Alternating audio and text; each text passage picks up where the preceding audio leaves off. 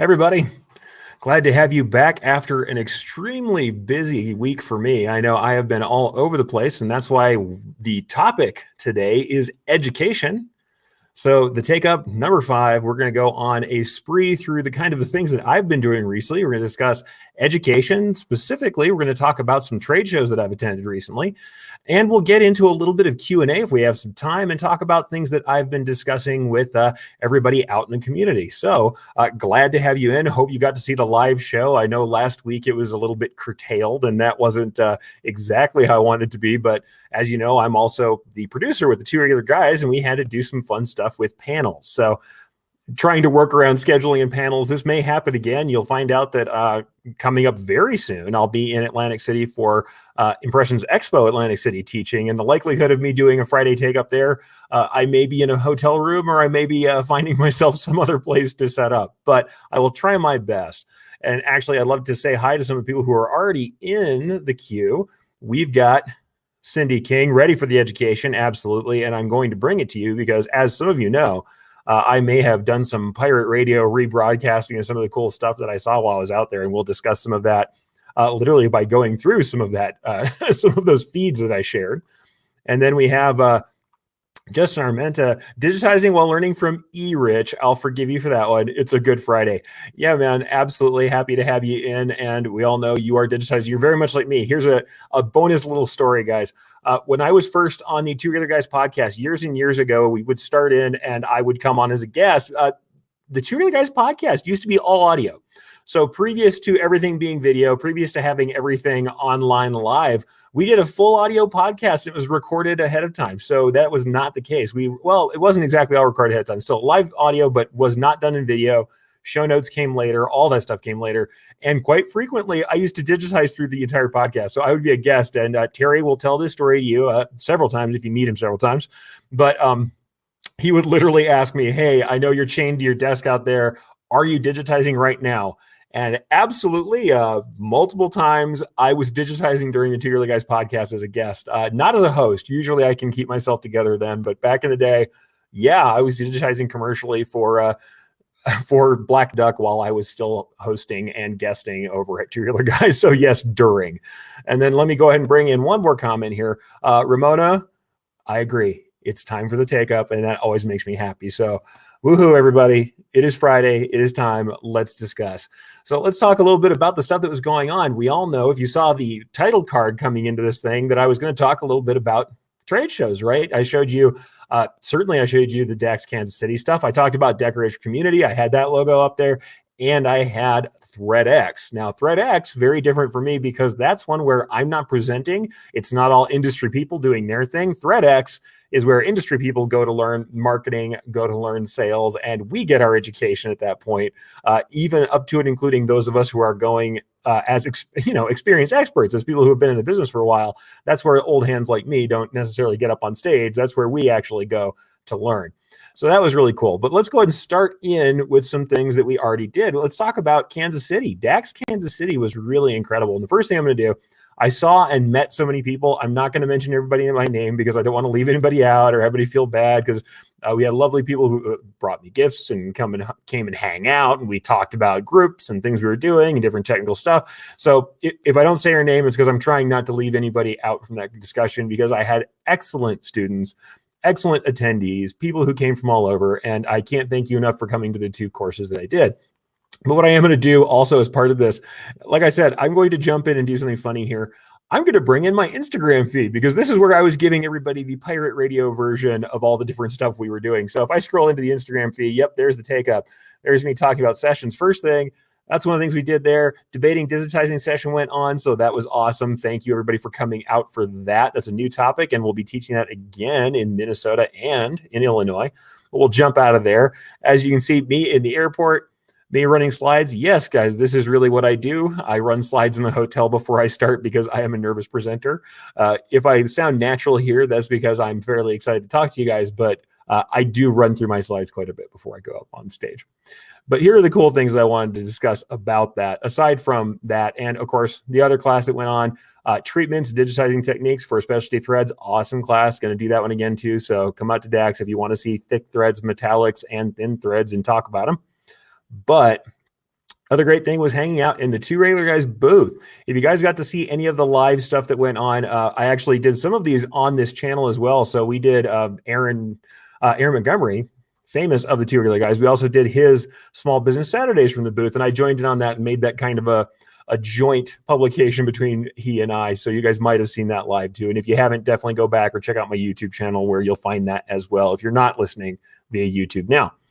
So that went on, and we got to do some really cool stuff with panels. And in this one, I was not involved. Second one, I was actually a guest on the panel, but you'll see that we got to go hang out with lots of cool people on that stage for heat printing. So if you were into heat printing, this was your jam, because here we have, you got Matt from TRW. We've got Joe Erich from Magic Touch. We had Sackett from Stalls. So here we have Stalls, and then we have, there's Joe Erich talking, everybody. So here are all these heat printers. We have everybody from every conceivable, from like Caesar, from Stalls, from Rhinestone World, all in one place on one stage. So if you guys didn't come out to see that, go see panels like this, because they were discussing things fairly openly you wouldn't expect from a bunch of competitors. So another great thing new for DAX Kansas City is that the decorated community, Two Regular Guys, definitely showed up and had a great time doing it. So that was like, I cannot say enough, having everybody show up and speak. Even if we're competitors in this industry, we do not have to be vitriolic and horrible to each other.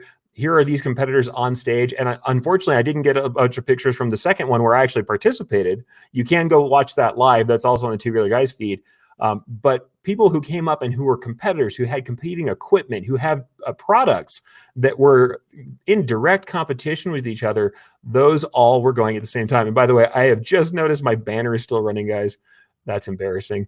My ticker is running. You can tell I am just back from these shows. I am still a little tired. And if I have some problems today, you'll have to forgive me because I am just getting back ready for all the stuff I have to do. But here's the thing. At DAX Kansas City, we not only got to get into incredible educational track. I mean, and this is not just me patting my own back about how great the education is. The truth of the matter is we had a great set of educators who were there and put in a load of time. I got to talk with Katie Wilbin, who also teaches over there from Trouble Me Not. And we had this long discussion about what the best way to handle education is. And I think DAX is hitting it out of the park. So if you want to see what education can look like when it's done this way and when everyone's cooperative, when no one is holding anything back, DAX is a place to do it. And I think also the institution of these panels where people from different walks of life, from different places in the industry are all working together, will come together and share. Absolutely something you have to see, and excellent people who are on that panel. So that's Decorators Community, Two Regular Guys, but I'm definitely involved in that, as you can tell. So it was pretty awesome. Anyway, everybody get in on that. Check out DAX Kansas City, or the DAX Kansas City footage we had, because I mean, you'll catch stuff like me and Aaron, as you can see, putting things together, working out on all those lives. But if you haven't gotten out to DAX yet, I have to recommend getting out to DAX. It is really fantastic. And what I'm going to go ahead and bring in as well, Heidi signed up for your DAX training. I cannot wait to have you out, Heidi. I think it's going to be rewarding for you. When I do a new topic like the stuff I've done, the first one was all about whether or not somebody wants to digitize in-house. And I think I kind of shocked some people because I said that there were reasons why you wouldn't want to. Me as an in-house digitizer said, here are the things that are critical. Here are the reasons why you should do it. And it's something I said last week as well. Just not paying for files is absolutely not a reason for you to start digitizing in-house. There are digitizers out there who can do it, but there were things I said in that I don't think I've brought up before, because I really was talking about business and profit. Something that we're going to get into more when we talk about ThreadX is that there are things you do for business, there are things you do for creativity, and sometimes they don't jive at the same time. That's arts and crafts projects. And we've talked about this before. Sometimes you can take on projects that are arts and crafts for yourself. And actually, I had a great talk at ThreadX with Rick Roth. If you don't know Rick Roth from Ink Kitchen, if you've seen any of his stuff, we had a discussion about this in the stands. Other reason why to go to these things. You'll have discussions with like industry legends while you're hanging out in the stands. But we were talking about that stuff, and we discussed how many times he and I have both done, and I'll go ahead and go full here. We've both done art projects, things where they were creative. They scratched a creative itch. They were useful to us. They felt like something we should do. However, they weren't profitable. And it's something that I'm going to talk about as we get into the ThreadX side of this and marketing yourself. I want you to think about this when you show your work, right? When you show your work in public, when you show your work in social media, Are you showing work that's profitable, or are you just showing work that's complicated? Complicated work is cool. It brings us some cachet. I'm not saying don't show it, but I think we should be very clear with people that things are expensive, that things can cost a lot to produce. If I show somebody only the things that are particularly expensive, particularly flashy that I've done, if I show them giant 300,000 stitch pieces that I've done big art pieces like that, I need to let them know that that's an expensive option and that it's not something that everyone just gets as part of what they do. It's not a Left Chest logo. It's not going to cost the same. And so we do absolutely have to be careful about that. Now, Brian's actually coming in from this. Rick Roth, yeah, there's Rick Roth stuff at the Ink Kitchen. Thank you, Brian, for putting that up. If you go and look at his stuff, he's got quite a lot that he's written. Screen printer, and like I said, somebody who I would consider a very storied in the industry and a cool guy. But we hung out and in the back of the seats, we were saying to each other at ThreadX, how many times do we take those things on? Because we as creative people want to do something interesting and solve a problem. But the truth of the matter is that may not be the most profitable thing you can do. And that was something we discussed both at, I've been sneaking in business content to all of my classes. Why is this? Because I find lots of embroiderers who are like me, who have a passion for the medium and a passion for the industry. And though I want to teach the higher levels of how you take care of the medium, it's something I'm doing in my webinar that's coming up. I do certainly want to teach you how to use the medium artistically, but I'm doing it so that you can differentiate yourself from your competition, and then ultimately you can make more money and more margin on your pieces. If you do that extra work, you should be able to do that. So let's go ahead and start with Ramona here. And I'll make a caveat here. She says, I think all new businesses that start up should hear that message. You don't have to be a digitizer to make all this work. Absolutely. You do not have to digitize to make it work. However, what I'm going to say is it's easy for me to say that. It's easy for Ramona to say that because we're digitizers. We may want to get hired out. At the same time, what I'm going to say is if you can establish a relationship with somebody like Ramona, somebody like me, somebody like we have Justin Armenta who's listening in, you establish a relationship with a digitizer and you can discuss things with them. And it's one of the takeaway lessons from my class talking about whether you want in-house digitizing.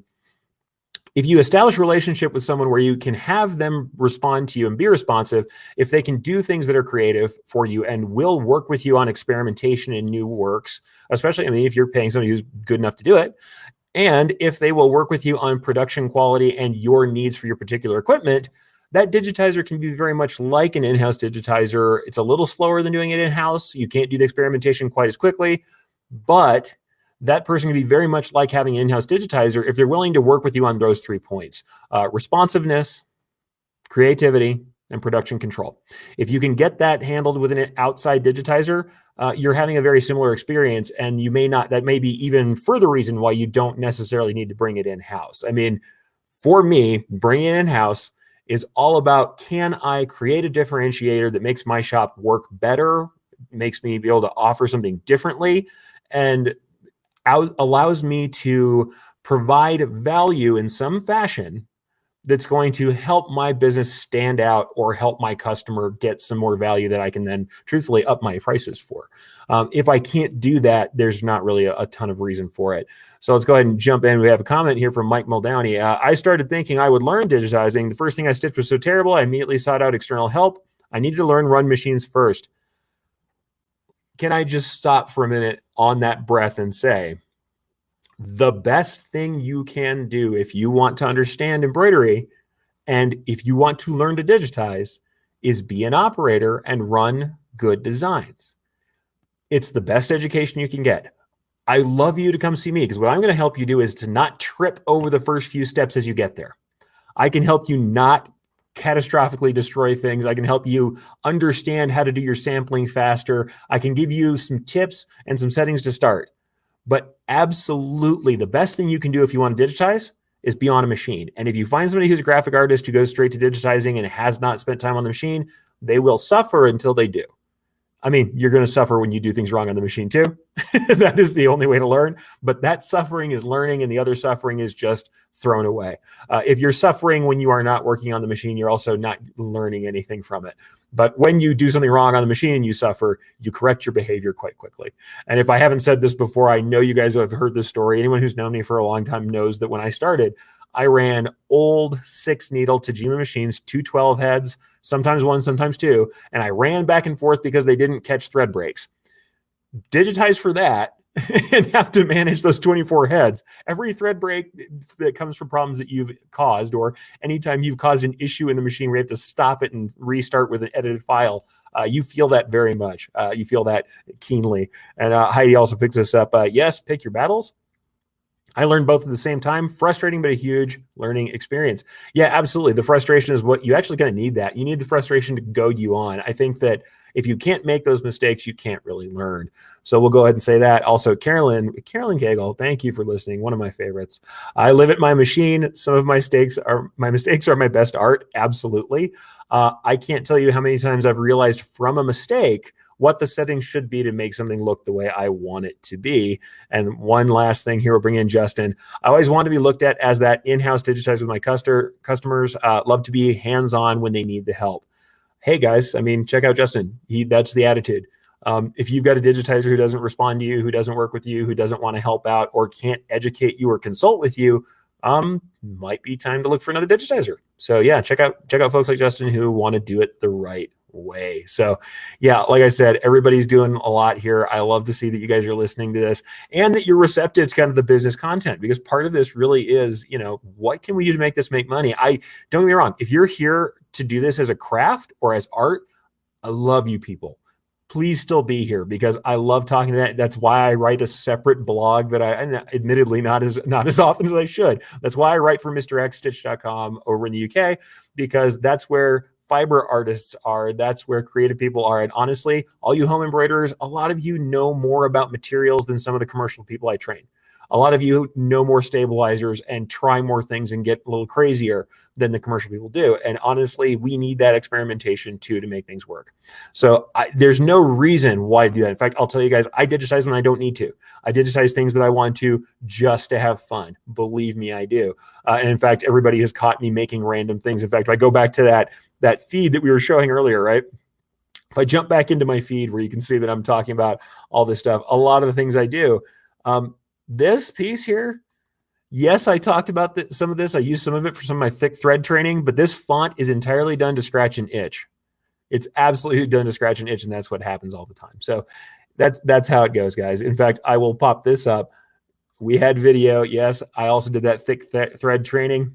This is what I was talking about, but this was partially done. That font was not made for that. Other way around. I played with the font with the thick thread so that I could enjoy myself. That's really what it is. But here's the thing. It's like Carolyn says over here, you got to keep the lights on, even though she says money is second to my creative freedom. It just depends on where you are. Also, if you're a contractor who's just doing embroidery to make money, there is nothing wrong with that, and I'm here to support you too. So I want both. What I'd love to do is the people who want to do creative work, I want to support you so that you make enough money to keep doing the work you love doing.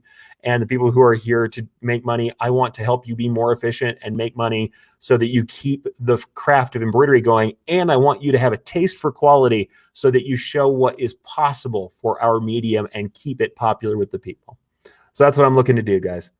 So there you are. Of course, you find embroidery all over this thing that's not commercial, that is just for fun. I mean, don't get me wrong. This is commercial. This is right off my production line. As creative as it is, this is something that is for a place called Nob Hill Bar and Grill out here, and it is a commercial thing. It's made for a uniform. Now, it's creative, but hey, man, you got to keep the lights on, right? That's what you heard from Carolyn. That's what you're going to hear from me. So honestly, same thing here. Also, that's why I covered working with ergonomics, because I'd like you guys to have long careers. So keep the lights on, take care of yourselves, and stay creative.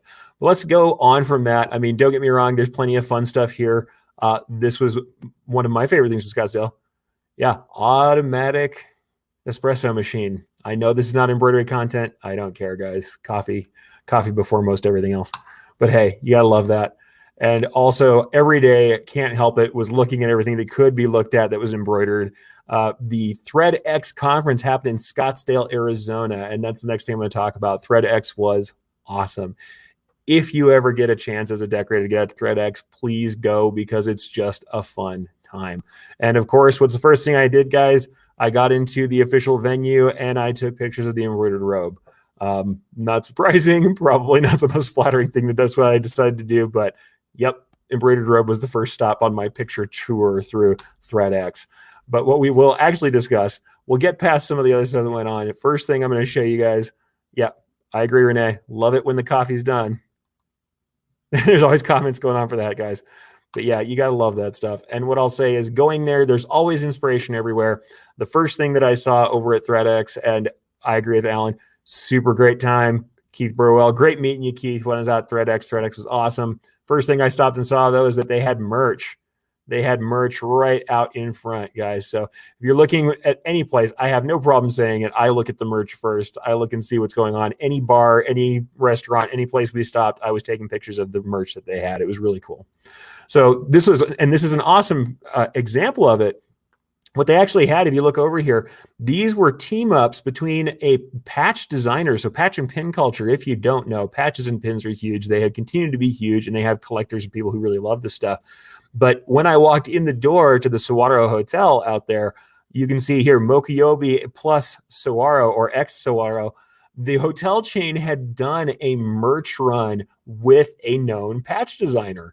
So something cool to think about, guys. You never know where you have a possible opportunity with this stuff.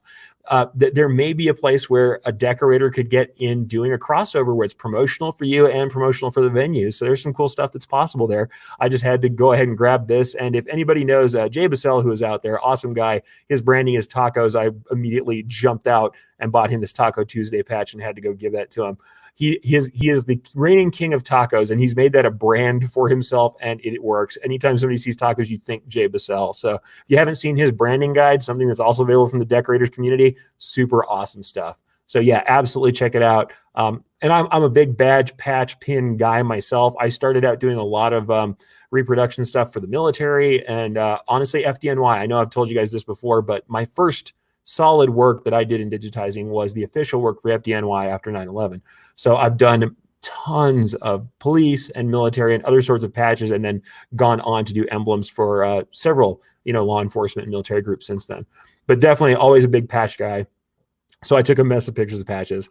But here's the other thing I'm going to show you guys. That right there is a pair of sublimated sweatpants that are going for $74 at this spa and resort.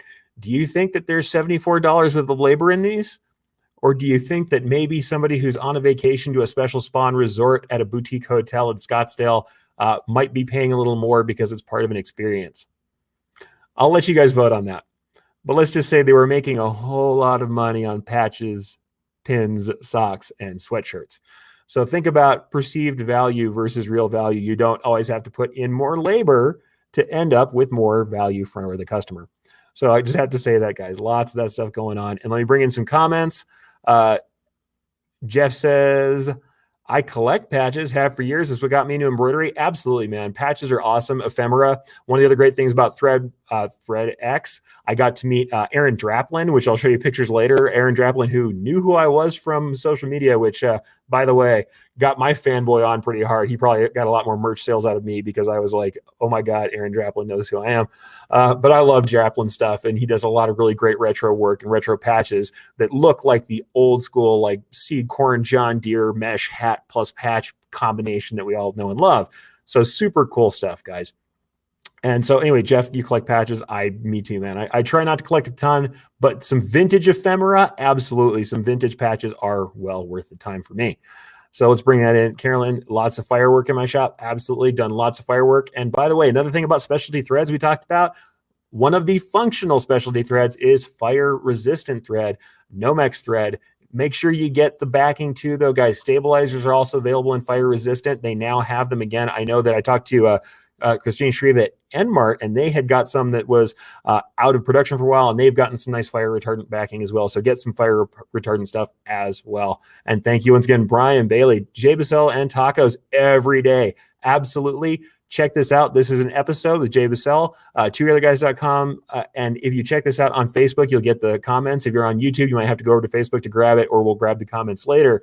But check it out, tworeallyguys.com. You'll find that Jay Bassell episode where he talks about his marketing guide. Stone cold, useful information, that thing.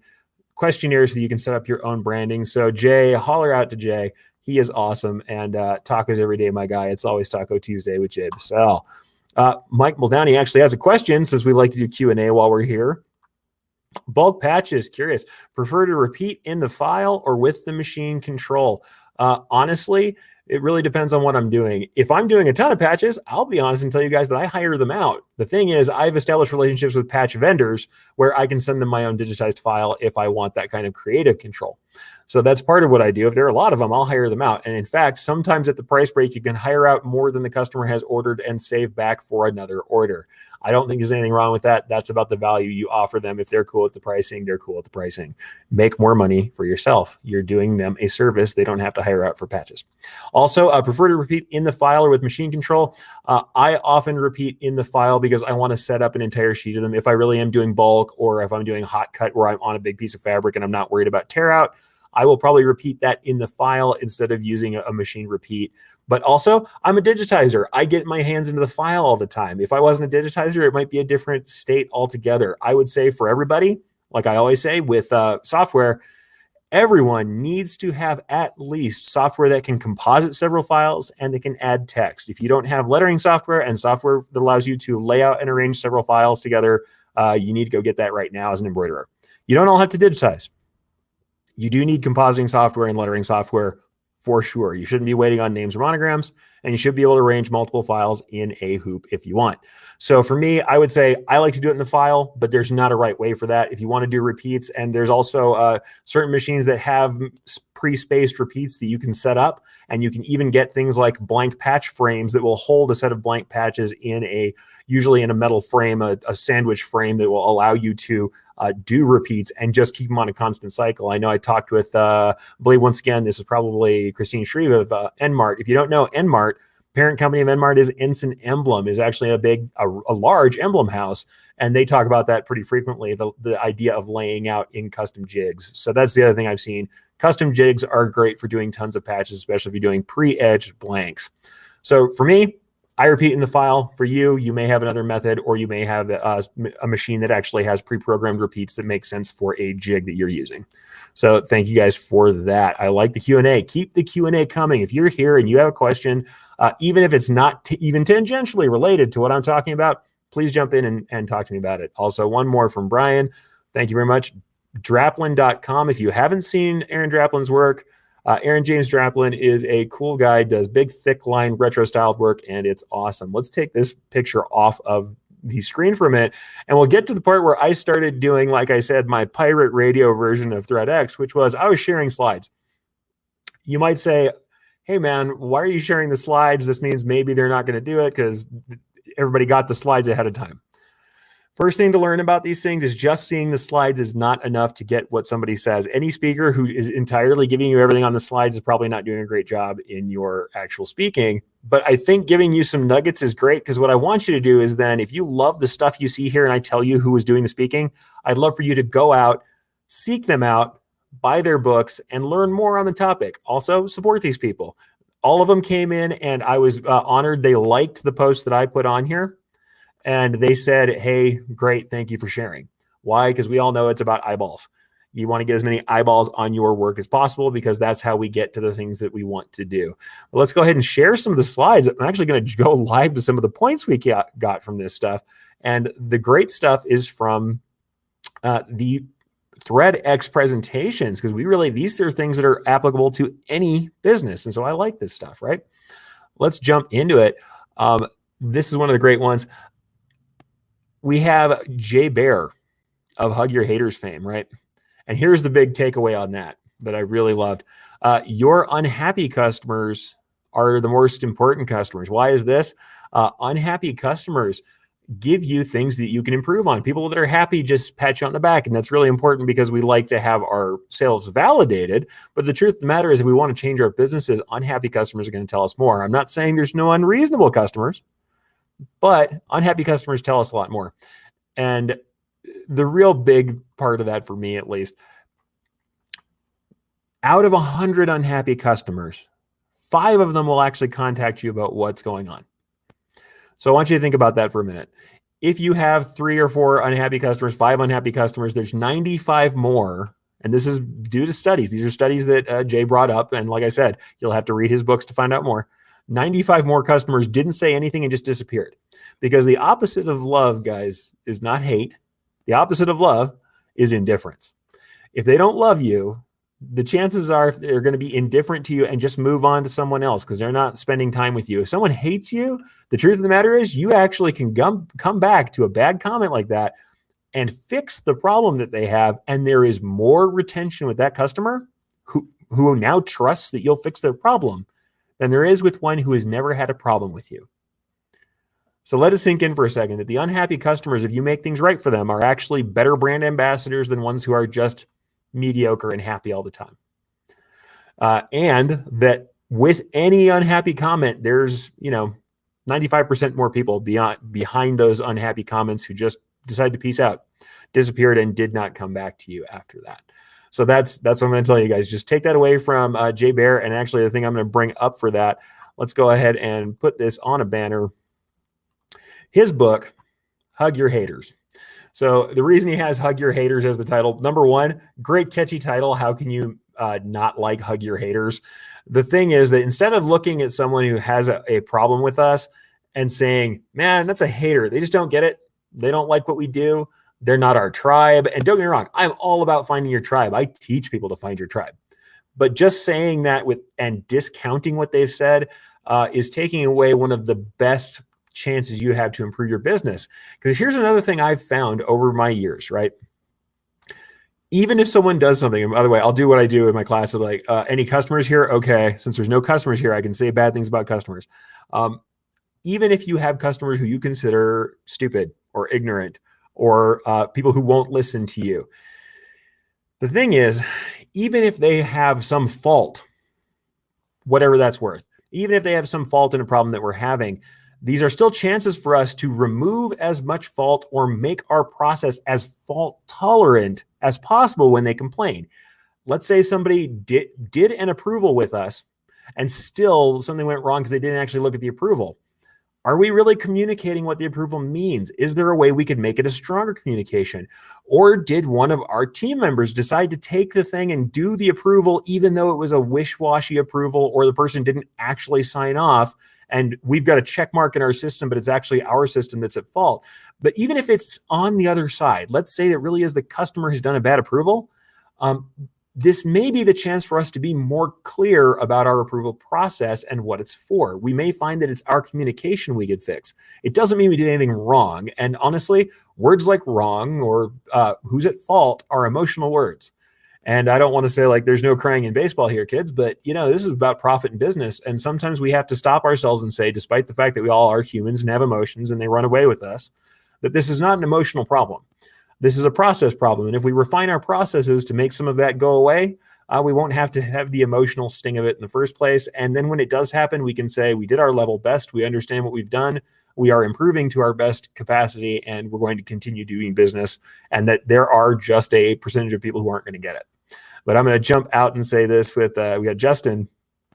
I will take negative feedback any day. Would rather hear what I'm doing wrong than repeat it. Absolutely. Plus, there are things that we do that are good for us that may not be good for someone else, or there may be specialty cases that we haven't thought of. So always think of it as a teachable exercise. Hey, you're going to complain behind the scenes. I've run help desk at several jobs as well as the other things I've done support for several parts of this industry. When we're doing support, you think the support people don't get together and go, oh man, this person, they can't do this. They don't know how to do this. They can't find a button to save their lives. There's a short between the chair and the keyboard. That's one of the ones we have. We have an ID10T area. This person is an idiot. That's going to happen. I don't think it's nice to be negative like that. You're going to blow off steam. You're going to get upset. But when it comes down to, should we listen to that negative feedback? We should, because these people are giving us the best chance we have at improving our process. So yeah, I'm with you, Justin. I'll take that negative feedback for sure. Carolyn, also, I have made some really bad decisions in a hurry. I don't rush anything anymore. Yeah, especially being reactive. And when things like do go wrong and you are reactive, especially in a moment where it's emotionally trying, the truth of the matter is we put a lot of ourselves into our businesses, right? And especially those of us who are creative, those of us who are, and we're working in a visual medium, we're working in a creative medium.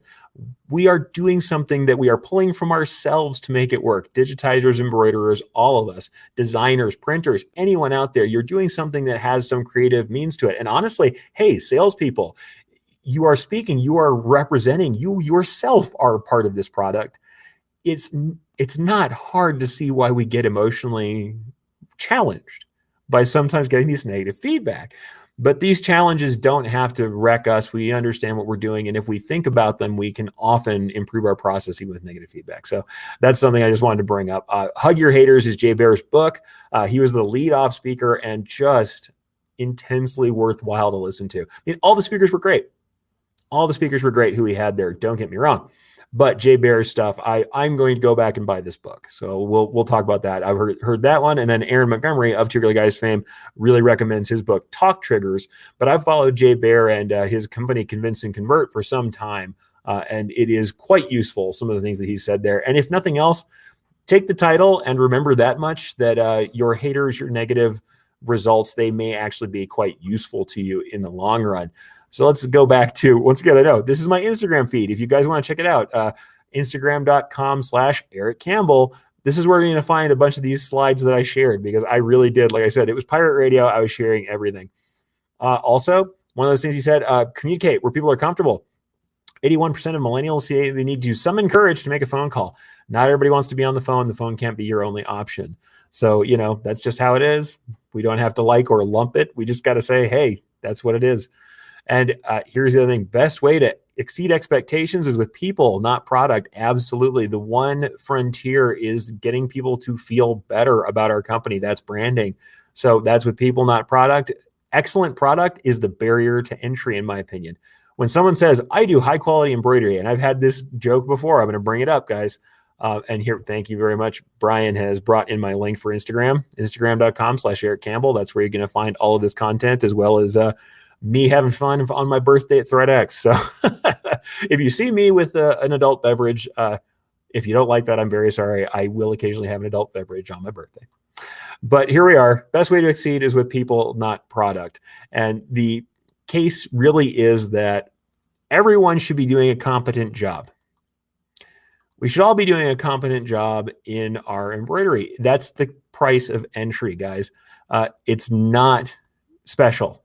And I hate to say that, but being competent enough that the embroidery looks good and looks like what it should is not necessarily special. It's not enough to set you apart. You have to do something more than that. And it doesn't mean that you have to just work harder at things. It does mean that some of it is the experience people have with you, is the way that you handle them. And the best way to exceed expectations definitely is with people, not products. So fantastic time, guys, to say it's not just about what you hand someone. It's the product is not just the box of shirts. It's not just the hat.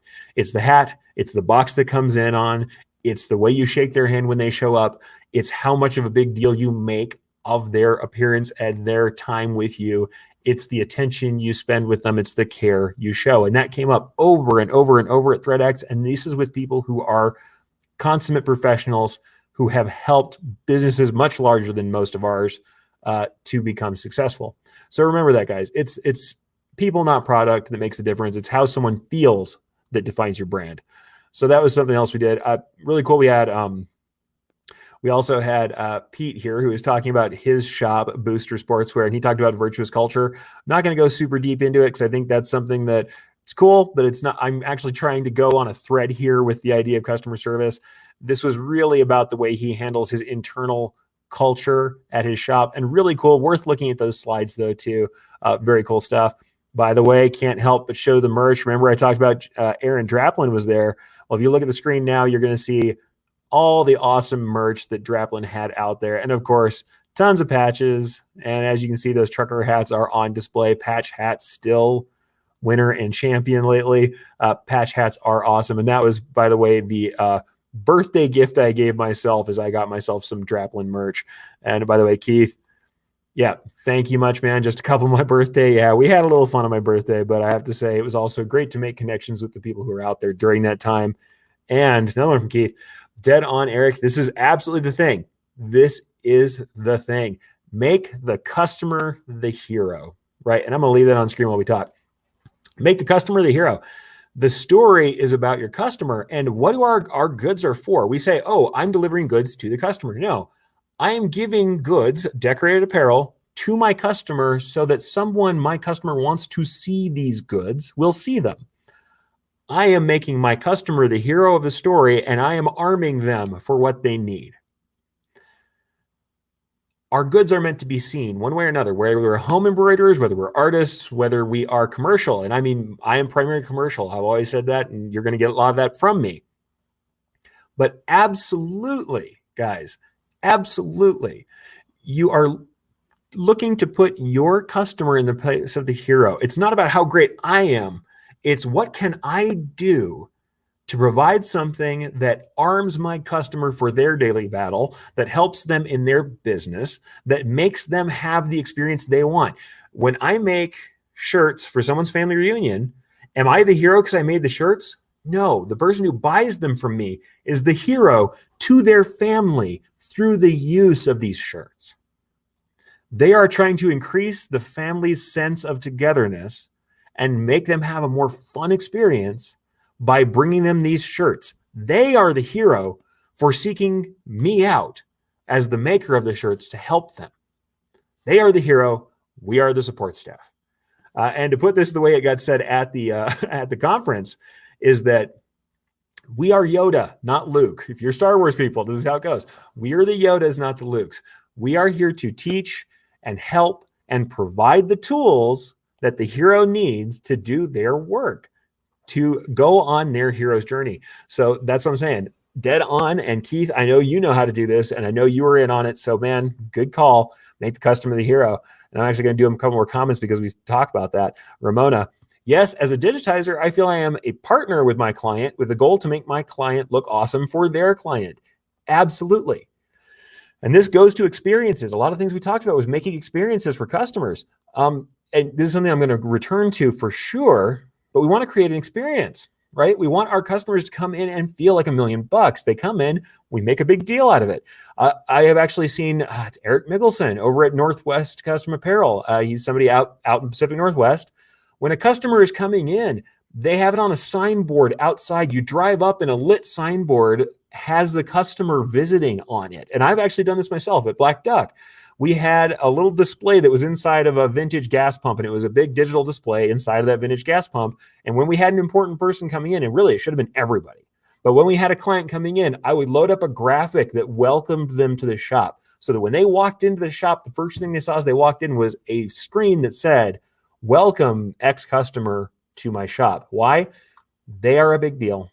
I want them to feel like a big deal. We should celebrate them. We should celebrate together because we have gone on a journey and you are coming back. Think about the hero's journey for a minute, guys, if you don't know this. The hero leaves the hometown, goes out, picks up the good, the boon, the thing that the town needs, and then brings it back and gets their just desserts, right?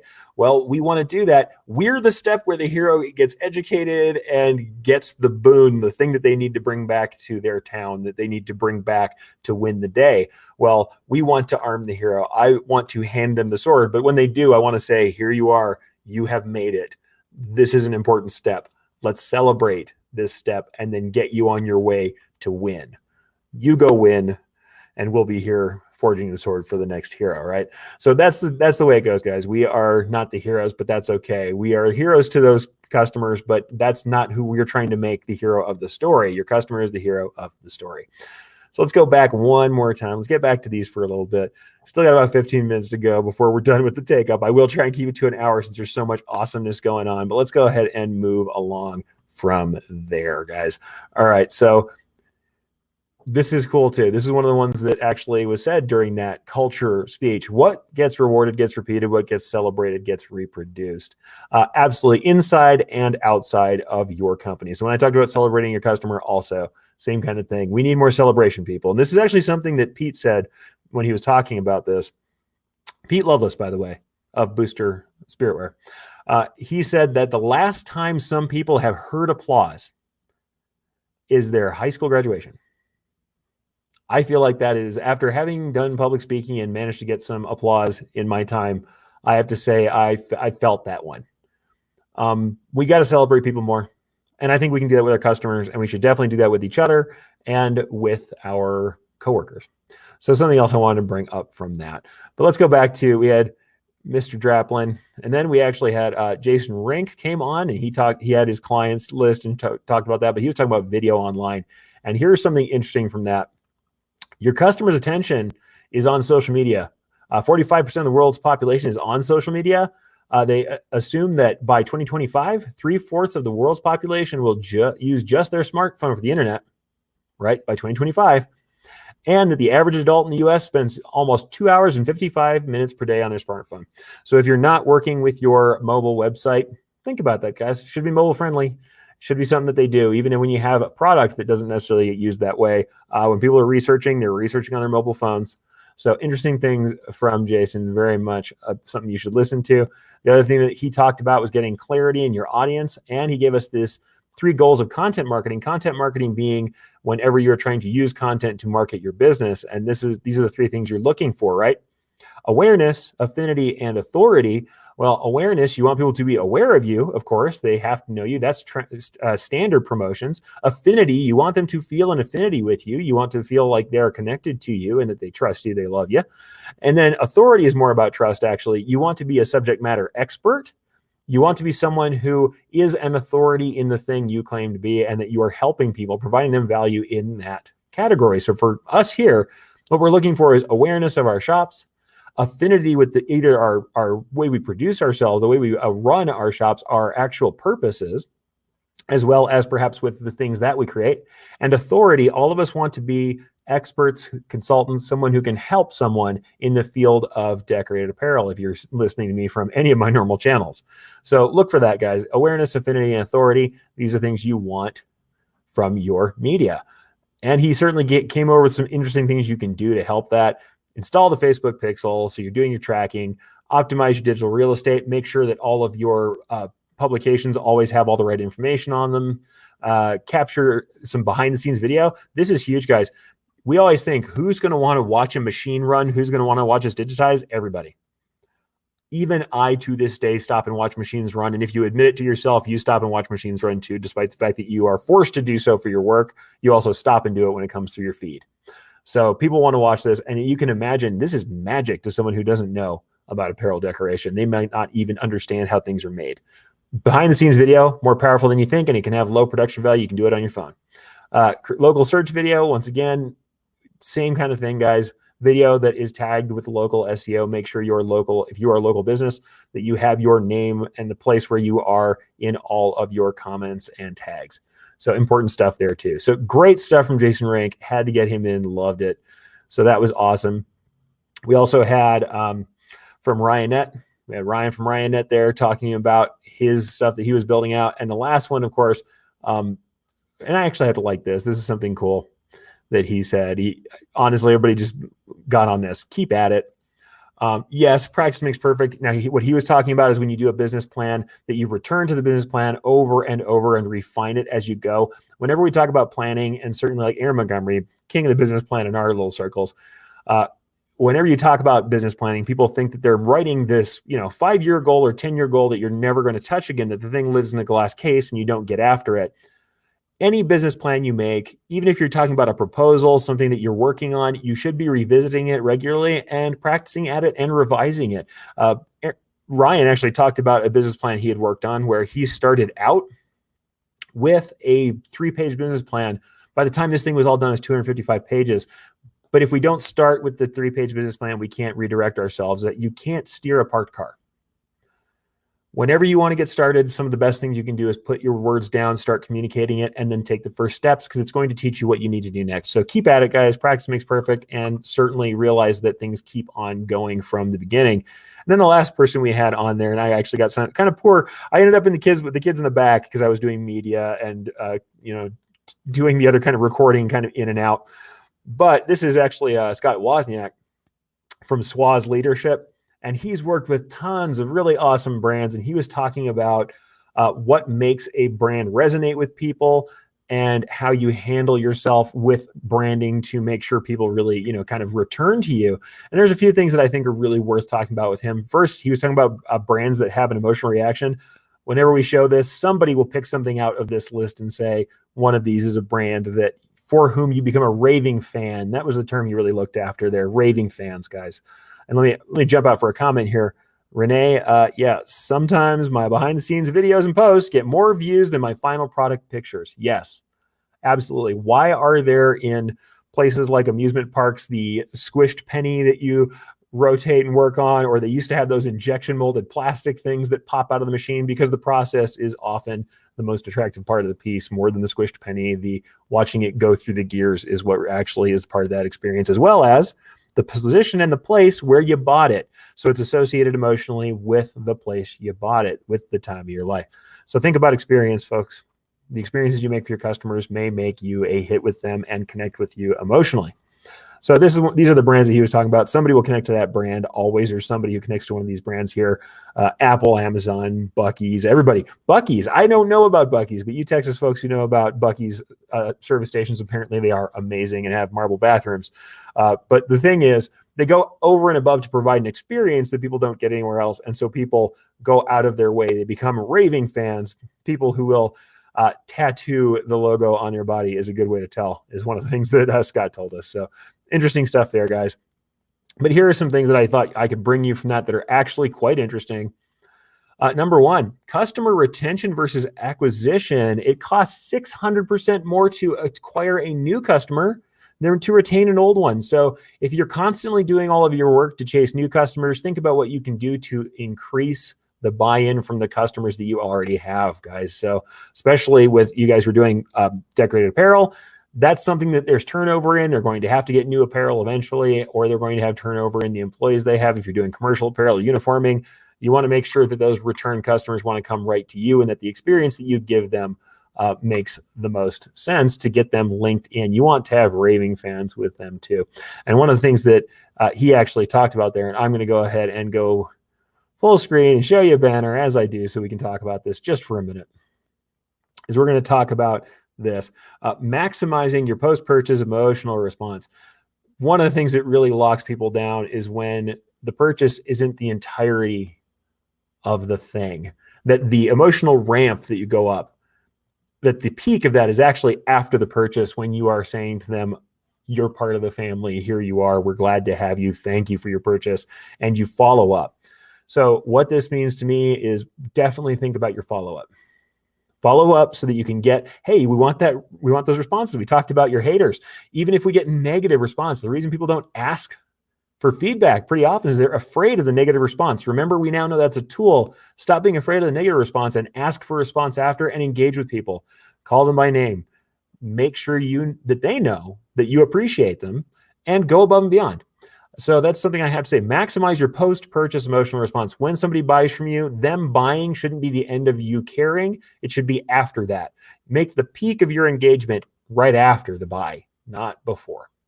So that's something I think is worth looking at, guys. I like that concept, so I wanted you to think about that a little bit. Definitely maximize that post-purchase response. Think about that for a little bit. But here are some of the things that we talked about there. Things that make people change their attitude towards you. Can I trust you? Ultimately, when they're looking to see if they can buy from you, the reason people will look for things like responses that are from other people, there's social proof. Why are they looking for social media? Because they want to see, is this person safe? Can I ultimately trust them? Earlier, I had a discussion with somebody online. I always share everybody who talks to me, but they said, wow, a lot of this is really strongly worded. Do you think that this stuff is like Maslow's hierarchy? Do you really think that people are in survival mode or are looking for emotional responses? Is that why they're buying shirts, right? Well, how is it that way? And I'd say, truthfully, if you look at anything we do, the honest truth is that it's all based in that hierarchy. In fact, let's go ahead and close out most of this here, because I have a couple of things I might want to discuss before we leave. I'm going to go ahead and close up this and just get serious for a minute. Yeah, guys, I think it is Maslow's hierarchy. Why? Ultimately, people are trying to survive. They want to make sure that they get fed. They want to make sure they stay in a social position that's advantageous and they aren't left out. They don't get shunned by their community. And they need to make sure their needs are fulfilled. I know you'd say, buying a shirt, are you serious? Well, here's the thing. Ultimately, though we know that buying a decorated shirt maybe doesn't put you in a community, if you think that buying a decorated shirt that shows your affiliations or that helps your family reunion feel a little tighter so everybody's wearing the same thing, if you think that's not based in maintaining a community or social affiliations or the need to be recognized or known, That's wrong. You're wrong with that. In fact, actually, I will go back to one more slide because we do have something. We have a couple of things about that. It's like, not only is it, can I trust you? It's, do you see me? Do you hear me? And then actually, I like this too. It's like, not only is it, do you recognize me? It's this. It's, how do I feel about myself when I'm with you? It's identity. How do you make them feel? Why are you making them the hero of the story? How do they feel about themselves in relation to their experience with you? These are serious things. I know it sounds pretty deep. It sounds pretty crazy, but all of these things are absolutely related, man. They are absolutely related to how we make choices. Why do we make choices? Because we think they're going to be advantageous to us, either in our careers. And ultimately, what's a career? It's to get money. It's to get your position. So you have your social position. And so you have money. So you survive. So you can feed yourself. Yes, we know that the shirt's not making you feed yourself. Yes, we know that we're at a higher level of that hierarchy. We're further up the pyramid than survival. But ultimately, of course, our drives are based on survival and belonging and fear. And that's why does marketing say your time's almost running out? To make you afraid you're going to miss out. Why does marketing show you how much better your life will be once you have a product? So that you understand that that's one of the ways this could go, that it is about your survival and you improving your situation. So honestly, that's why that goes. And here, Brian has another comment here, guys. Yes, Erich ranges from Grendel to Maslow. Yes, absolutely. I will talk in the same breath about Beowulf to Maslow's hierarchy. If you don't know Maslow's hierarchy, it's the hierarchy of needs. As we go up a pyramid, we go from basic survival stuff to emotional recognition and things that are, expression and creativity and stuff like that. But what I'm trying to tell you guys essentially is this. Those base parts of ourselves are also the parts of us that influence our decision-making. And so it means that a customer does think differently of you if you recognize them. Because one of those top things that people need is recognition and belonging. If they feel like they belong to you and that you are the person they know in the industry that is not only safe, but trustworthy and brings them value that might help them out in their position, you make them the hero. You are the natural choice, both for your returning customers and for new customers who are seeing your marketing. And it doesn't mean you have to go get a psychology degree, and it doesn't mean you have to pay attention to Maslow's hierarchy today. What it does mean is this. The way people feel when they interact with you is your brand. It's not your logo. It's not the name of the company, though those all play into it. The color of your logo plays into it. If your name is clever, it plays into it. Those are not your brand. Your brand is every experience a customer has with you. So if you think about it that way, creating experiences for people, making sure they have excellent customer service, following up with them, out carrying your competition, literally caring about the events that are going on in your customer's life, caring about them as people. These things will change the way they feel about the reactions with you. And as I heard it at the ThreadX stage, we can make the world better. And I know it sounds pretty high and mighty, right? We're going to make the world better. You don't think the world gets better if one of us has a better day, or if all of us have better days, or feel recognized and get solid value and wonderful products for our money. And at the same time, when someone says, welcome to the store, they actually mean welcome to our store. Of course, it makes everything better. So what I'd like to do is reach out and say, guys, think about that a little bit. Think about the experience the customer has with you, and think about the experience you've had with a brand that makes you a raving fan, that makes you willing to tattoo something on your body and say, why can't I do it? There is no special sauce that nobody else has. You can do things that make people feel good the way Apple and Disney and Buc-ee's and Harley do without their budget. You can have someone have a different feeling about themselves via how they feel interacting with you. So we got about a minute left. I'm going to go a little bit into bonus time, but I actually have another event coming up shortly, so I have to bail out pretty quickly. If you guys don't know, I'm also doing a Pillars of Digitizing thing that's another little live webinar that's coming up shortly, coming up at 4, where I'm going to talk about some things coming after this that's more leading into my later webinar. But let's jump out. We're going to go ahead and show you some things that are coming up in my later news. And that is where the next events that are going to be happening for me. If you want to see me and find out what the experience is like with me live and see how my branding goes, come see me at Impressions Expo. I will be in Atlantic City next. That's the next big event. And I'll be teaching the stuff I taught at Long Beach. So if you missed out at Long Beach and thought, I'm not going to get another chance at this, well, this is your East Coast chance to get this done. Come see me in Atlantic City. There will be digitizing and editing, lettering, and fonts. good designs from interview to execution. And the reason that good is in quotes is what's good for us and what's good for the customer. Third one is elements of excellent embroidery. I'm actually doing another panel discussion with awesome digitizers hosted by the people at Madeira USA. Very cool stuff. And lastly, they'll be from hobby to business, avoiding pitfalls from prosumer to professional. Any of you who are coming from that prosumer hobbyist space and you want to become a business, that's a good one to come check out. So we have that all going on at Atlantic City, New Jersey, March 19th through 21st. But it says that, but I'm teaching on the 18th because setup day is when I teach the lettering and fonts piece. Other thing that's coming up, guys, decorators community. As I said, we had that position at DAX, but we also have approved education. And one of the approved educational things is, of course, my Demystifying Next Level Digitizing webinar, which is happening 1 month from today, which, by the way, oh man, all the things I have to do in that next month. But 1 month from today, you will catch me on a 3-hour webinar in 3 sessions where I will host the Demystifying Next Level Digitizing. It's a class that I did at DAX a couple years ago that people had a really strong desire for me to do online. So I finally said, I kowtowed and said, you know what, guys, you're right. I'll jump out and do this. So we'll go ahead and do that online. And that is what's going on. So absolutely, we're going to have that. It's now able to be reserved. You can reserve your spot. 28th is there. And there's still 18 spots remaining where if you jump in, you'll get a call with me. So you can ask some direct questions aside from the Q&A that we're going to do in the webinar. So cool stuff. Aaron Montgomery, thank him for that because I probably wouldn't have done it in this format if he didn't put it up. So that is out there. I'll go ahead and make sure that there's a link, but you can find that at montco.kartra.com/page/demystifying. I will throw up a better bit.ly link. In fact, I think I can grab that here real quick, guys. Bit.ly link for that is actually bit.ly/ErichDD. And I'm going to dump that in the comments for you now. So that's what we're doing. And this is a theory class. I'm not digitizing in any particular software. I'm talking about how to make cool textural treatments in digitizing. I'm talking about how to see structures and decide how to place your stitches. And at the end, I'll be talking about sampling and what I call the scientific stitcher, which is a method to do your sampling quicker and get results quicker. So that's what's going to happen in that Demystifying Digitizing webinar. After that, you'll see me at DAX, Minnesota. Once again, cannot believe only a little over a month away, I will be up in Minnesota at Treasure Island. And that is a whole different kettle of fish, guys. That's why I will be teaching both that debating digitizing piece where I talk about whether or not you want to bring digitizing in-house and give you, that's another 3-hour one where we discuss all the possibilities of that and profits and how to handle digitizing, how digitizing is best handled and how it's learned.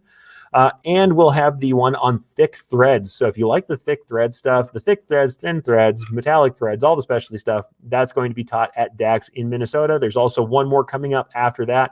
If you go over to daxshow.com, you'll see that Tinley Park is the last show of that season. But April 3rd and 4th, you're going to find me at Treasure Island in Minnesota, about an hour outside of Minneapolis, where you can have a good deal of fun outside of the show, but also see all the cool new stuff and the shows that are available. So you'll get all that cool education, lots of fun seminars and seminar offerings, and lots of people including Erich Montgomery, Katie Woodman, who I talked about earlier. And for printers, there's all that going on too, and some freebies. Clay, Jenna Sackett, all teaching cool freebies, as well as all the people you know and love. And Christine Shreve, if you didn't know, she's teaching there as well for a Made in America, fair trade, and organic class, which is a totally different thing. So very cool stuff there, as well as some free stuff. And Brian has also brought up a link for, thank you, Brian. That's also there. The Demystifying Digitizing webinar there, that's the sign up for the informational email. And then if you just want to go straight to buying, go straight here. bit.ly/ErichDD gets you in all the way. So those are the links for the online classes, guys. So go ahead and check that out again. bit.ly/ErichDD if you want to sign up directly. So thank you, guys. And by the way, Keith, I see you heading out back to work. Catch you later, sir. Anybody, got all kinds of great people watching, and I want to make sure everybody knows. Super happy to see this. You guys tuning in. Ramona, you're very nice. Eric is a smart cookie. I've been around a little bit. When you have an English degree and a medieval studies degree on top of what you're doing for apparel decorating. I mean, by the way, totally natural transition to apparel decorating to learn medieval studies. I like to think I read a little bit. Jeff Fuller, yes, it's called awesome sauce. Yes, that's what we need to do better. We need awesome sauce. So maybe there is a secret sauce to being awesome. It's called awesome sauce. Also, where do we get that? If you appear at about 4 o'clock here in just about 25 minutes, which I better jump out of here pretty shortly, I will do the pillars of digitizing. And it's just a very short piece where I talk a little bit about what it is that makes good digitizing happen. And it's actually very similar to some stuff I teach in my classes, but in a shorter format online. And then Ron Goodwin, all good, absolutely, and all good from you. Ron Goodwin, one of the good ones, and I don't mean that in a fun way. He is a really awesome guy who is out there doing the best to show that we are all better off if we are kind to each other and doing the best that we can for each other. So thank you, Ron, for always doing that. And by the way, challenge coin from you, Ron, is in my pocket, my friend. And that's it, guys. Last question, Ramona. I am not planning on being at Baton Rouge. I'm sorry. I had to pick kind of my battles for the impression shows. I don't believe I will be in Baton Rouge unless something changes quite a bit from the way it is now. I will, however, be at Fort Worth. So right now I'm planning for the impression show cycle, at least, that I'll be doing Atlantic City here coming up shortly, and probably Fort Worth. And that may be the only 3 shows I've done for impressions, at least, is the Long Beach that's already over, everything coming up, Atlantic City and Fort Worth. And thank you, Justin. Have a great weekend. Have a great weekend too, man. Keep the digitizing up and love to see your work. All right, everybody. So for that, that's been the Takeup.